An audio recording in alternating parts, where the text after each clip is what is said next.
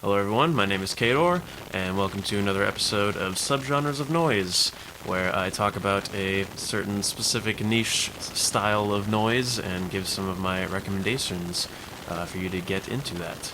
So today we're going to be talking about walled harsh noise, which is a term I made up, and is admittedly a pretty confusing name, as it sounds like it would be the same thing as pure harsh noise wall, which I made my last video on.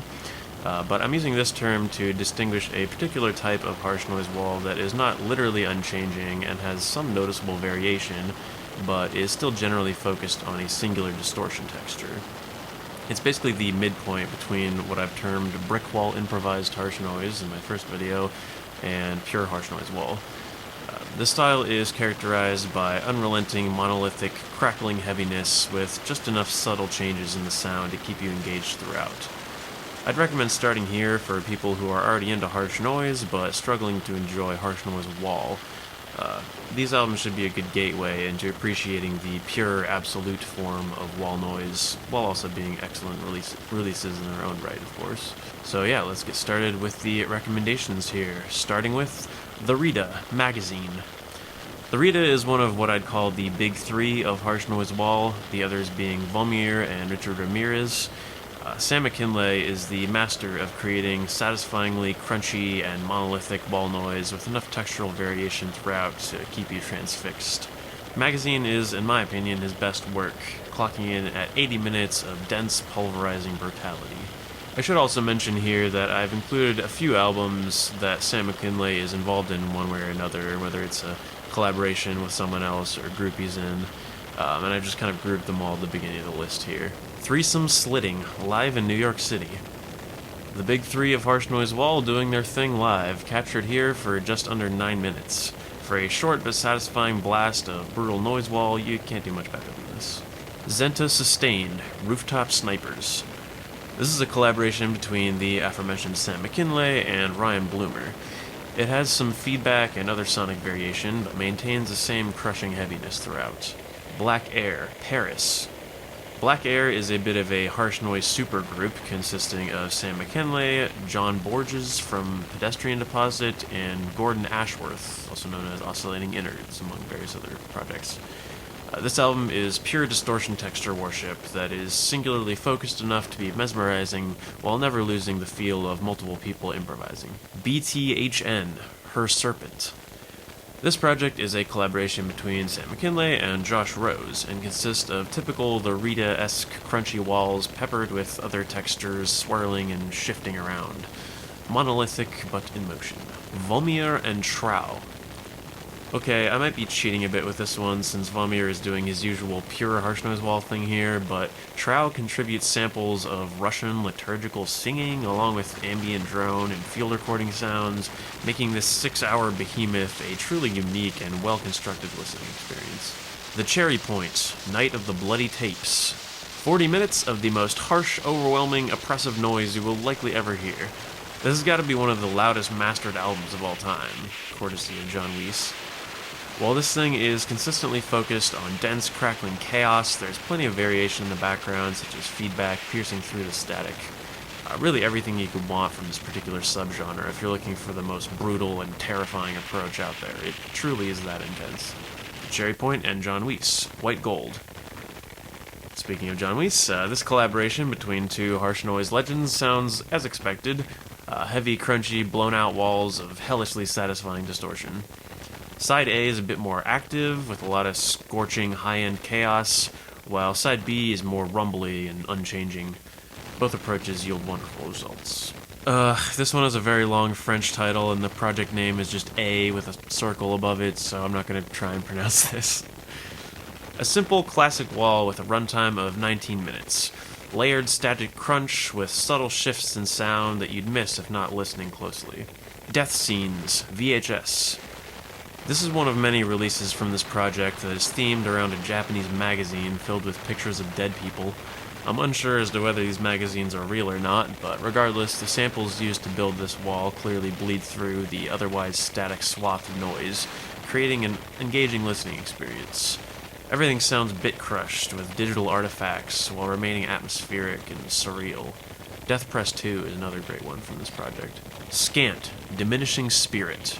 This 20-minute tape contains cavernous walls that slowly and subtly shift while staying focused on the same texture throughout. Elements of drone are incorporated as well, adding to the dark atmosphere. Very well done and relatively easy on the ears for this subgenre. 666-volt battery noise, Family Annihilator.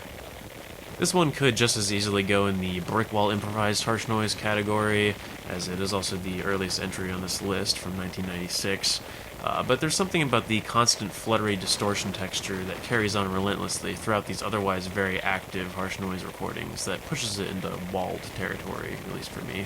I love the lo-fi, tape-saturated, muddy production quality. It makes the album more heavy than harsh, despite the non-stop violent chaos. Equal parts stimulating and hypnotizing. Also, rest in peace to David Brownstead. 2 assistant deputy ministers and Cracksteel. Official channels. This hour-long split album contains a single track by Cracksteel sandwiched between 2 tracks by 2 assistant deputy ministers.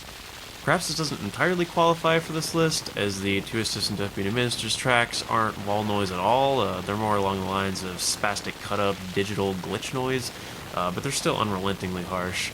And by contrast, the Cracksteel track is a perfect example of walled harsh noise, consistently blasting heavy, brutal crunch with enough variation beneath the distortion to keep momentum going. Both artists nail their respective approaches and complement each other very well. Sewer Election, Sex Death. This album is a good choice for those who enjoy more chaos and movement in their harsh noise while still existing in the framework of a dense, pulverizing wall. There's even a drone track on here that provides a nice breather from the auditory onslaught. This thing is heavy and overwhelming in all the right ways. Taskmaster. A half hour of crisp, detailed, blown-out crunch. Enough movement to feel like some greater shift in sound is about to happen, but it never quite goes there, remaining focused on unrelenting layered textures. Svartvit. Schadenfreude. This 20-minute track is heavy and scathing, moving between tonal bass drones and crackling walls, with plenty of engaging progression amidst the blown-out crunch. A View from Nihil, Primordial Sea. This album consists of an hour-long studio recording and 2 roughly half-hour-long live recordings of the same material. The main track is a perfect blend of harsh noise wall and heavy bass drone, starting with pure noise and gradually moving into pure drone by the end.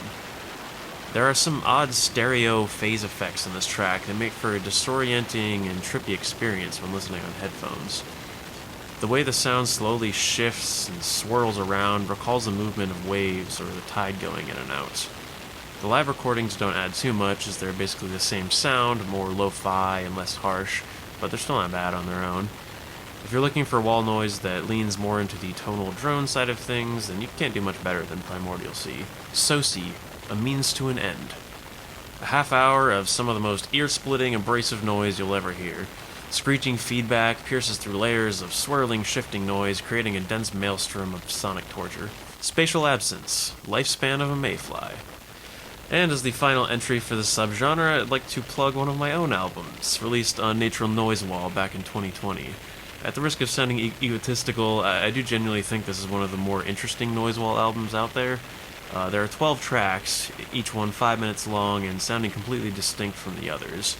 I made all of these walls digitally using samples and plug-in randomizers to create bizarre textural glyphscapes alongside more traditional crumbles and crunches.